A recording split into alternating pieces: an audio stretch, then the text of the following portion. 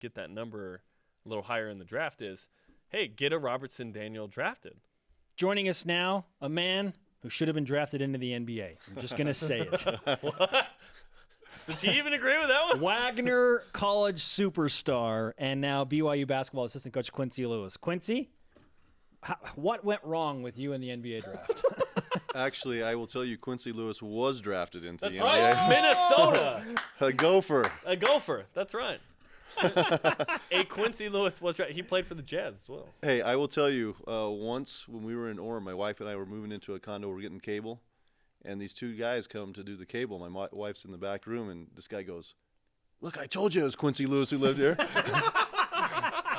They sound like a basketball trophy said Quincy Lewis or something like that. So, but I'm the original. Yeah, I'm the original. They went to the Final Four. Quincy Lewis, and then That's what? right. Jackson. What was the guard's name? Bobby Jackson. Bobby Jackson. Bobby Played Jackson. for the Kings. That's right. Yeah, those some guys. Little did you know we'd be breaking down Gopher hoops. The real Quincy Lewis is in Studio B right now on That's BYU right. Sports Nation. We want to say thank you early in this interview for tweeting from Madison Yeah. Square Garden. We The thought that first- was so cool. The first tweet. From midcourt. The first tweet from Quincy Lewis. You're welcome. You know, hey, yeah, you know that was cool. That was cool. That was a cool place, and hey, you guys put me up to it, and I came through, right?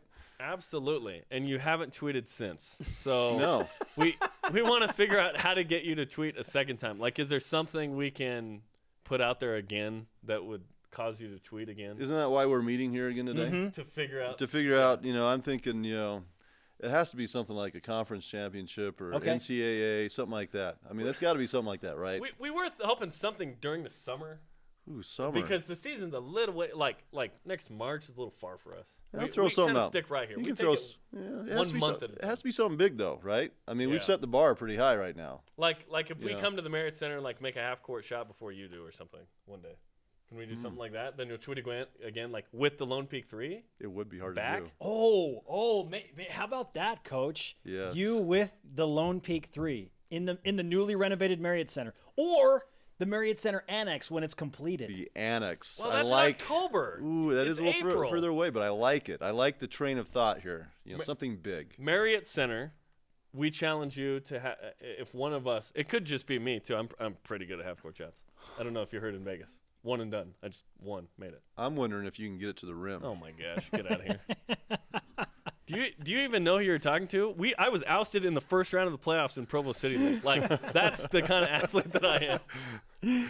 Okay. Marriott Center, half court shot.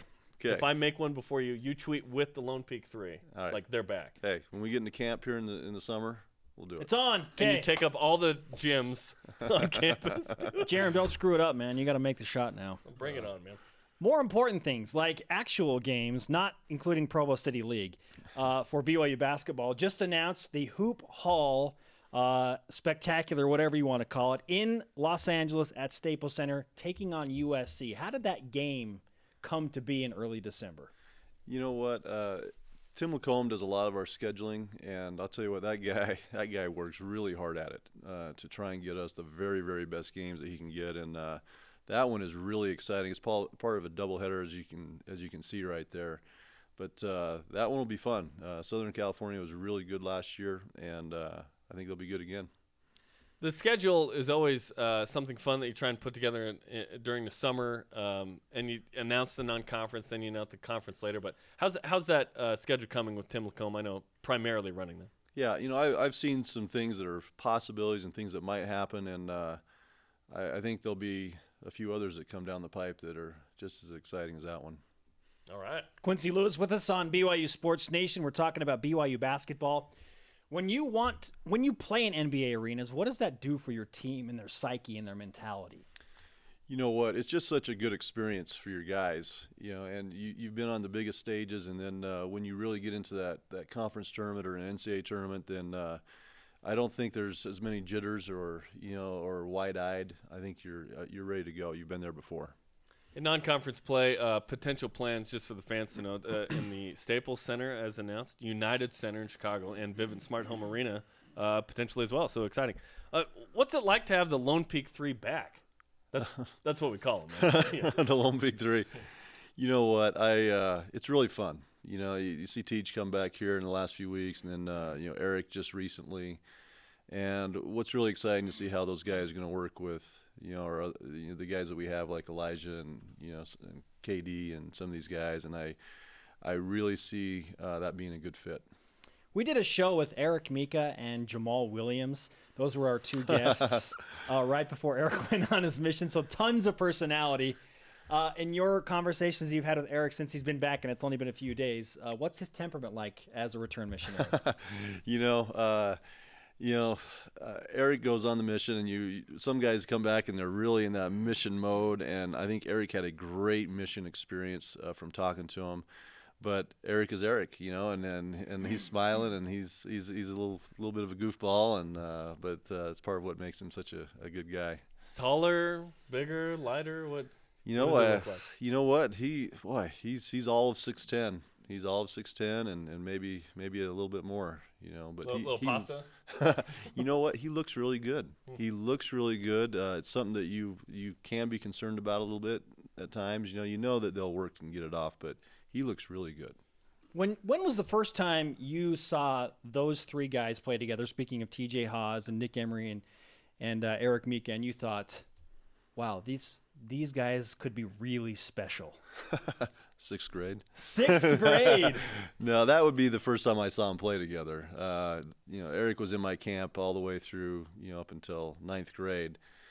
And then he left and went to Waterford, and, that was another deal. But then he came back as a junior, and I remember him walking in our gym to come to summer camp before his junior year and thinking, he was about 6'7" at the time. But I looked at him and I said, wow, okay, let's see what this guy can do. And then we threw him out on the floor, and we're like, man, this could be something pretty special here for the next few years.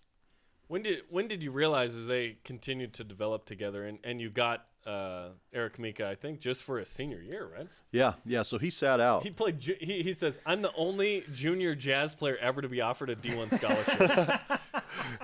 News stations used to go to his junior jazz game. That's for real. KSL went. I mean, they went and did some film. We have pictures of him carrying ball bags on his shoulders, holding water bottles, walking in the gym his junior year because he was like a red shirt, with what happened. And, it was crazy. It actually turned out, to be a good situation for him. He really got to do a lot of individual work that year and kind of get his feet on the ground because he was not really ready to play at Lone Peak coming in as a junior. He could have certainly helped us, but that was a good year for him. And then really, we took him out in the summer that year, and we played against big-time competition back in Boston and different places. And the first thing that you found out about him is he doesn't back down to guys. And then you saw how he could run up and down the court, and it was a matter of doing a lot of skill work with him to really, get him to come around. And to his credit, he did it. The excitement is obviously high for what those three bring to the table, as well as what you bring back, as you mentioned, with Elijah Bryant and Kyle Davis, and Nick Emery's now got a full year of experience under his belt. But still, there's that transition period after a mission, and it just takes time. And in fact, it's been over 4 years since those three played a game together. I think it was the state championship that you coached in 2012. So what are your expectations in year number one with two of those three major players coming back off of a mission? Yeah, sure, and that's a good point. I'm cautiously enthusiastic about it because you can't expect Tej and Eric, be right away, just be right where they need to be. It's going to take some time, and some guys it takes a little bit longer. You can't always say when that's going to be. One thing I do know about those guys, and we also, the Dastrup kid who's coming back is a heck of a player. With those guys, they are committed to being really, really good. In their mind, their expectation, for them is probably higher than what anybody else would have an expectation for them, and that's what you want. But we're still a young team, and Kyle Davis is the only senior, and so that's why you have to be a little bit cautious. You know that you have some really good stuff coming in, but it's just going to take a little time. What I love about these three guys is they are three of the nicest guys I've ever met in my life. But they are punks. They're on the court. I mean, they are physical. They are tough. When did you first see them kind of turn it on and then off the court be like the nicest dudes ever? So let me get this straight. You like punks, I like on the court punks. On the court punks. I want okay. like a nastiness on nastiness. the court. Okay, yeah. I like nastiness better. Yeah. Like I said, we at Lone Peak we put these guys in every single type of environment you can imagine. I mean, I go out and recruit in these different places in Philadelphia and New York where I've been the last few weeks, and I tell you what, those are some tough ball, playing against some of those guys. And those guys have been in every environment you can imagine, and they've been playing against some of the best players in the country. And the thing you like is they're going to walk on the floor, and they're not going to be awed or intimidated by anybody. Quincy Lewis joining us in Studio B as we look ahead to BYU basketball. Obviously, the Lone Peak 3, a headliner for the Cougars as they push towards the next season. But for those not involved in the Lone Peak 3, like Elijah Bryant, what kind of a player? I mean, we've seen him play a little bit, but you've gotten to see him play a lot in practice in his, red shirt year, if you will. What kind of a player will Elijah Bryant be at BYU? You know what? I think he's got a chance to be a really, really good player. And, you see kids play, on a scout squad situation where maybe all the pressure isn't on them, and he was outstanding in our practices this year. I mean, he was very, very good. But the thing that makes you feel really good about Elijah is that he's played Division I basketball. He was the freshman of the year in the Colonial and really came on and put up some really big numbers the second half of that year. And so you've got a little bit behind everything that you saw in practice. And with what his ability to pass is, and he can do so many things, scoring, I think he's just a great fit with everything that we've got. How much of the recovery plan for return missionaries, which you have several this year, Mika, Haws, Dastrup, is determined by you versus the player and his family?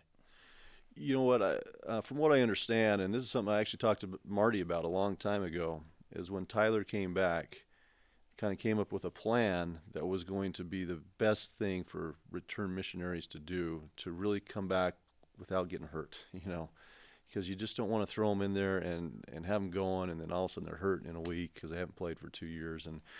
And so this is something that we do with every kid who comes off a mission. And, it's going to be a 4 to 6 week process of really getting their body back in shape and feeling good again before we really let them get out and, get into 5-on-5 or 1-on-1 or anything like that. Is that one that you say, here's kind of the template and you can base it up how you want to do it, like that the program has for return missionaries? Yeah. So they'll have a workout that they're doing, not just a strength and conditioning workout, but they'll have a basketball workout that, that they can do. But like I said, we scale it back just a little bit to just help that transition. And boy, the more you look at it, I think it's just a smart thing to do. Quincy, always great to talk to you. We appreciate the time in Studio B. Good luck in your half-court shoot-off against Jerem. Yeah, we'll see you in the Marriott Center, punk. Well, I'm going to get a little bit nasty with you, punk. Let's go. Half-court shots. And if you win that one, you avoid the picture. But after that, maybe in the Marriott Center Annex with your former Lone Peak players. Okay, I like it. Okay, Quincy, thanks again for the time. All right, good to be here. Up next on BYU Sports Nation, we dive into more of your Twitter responses.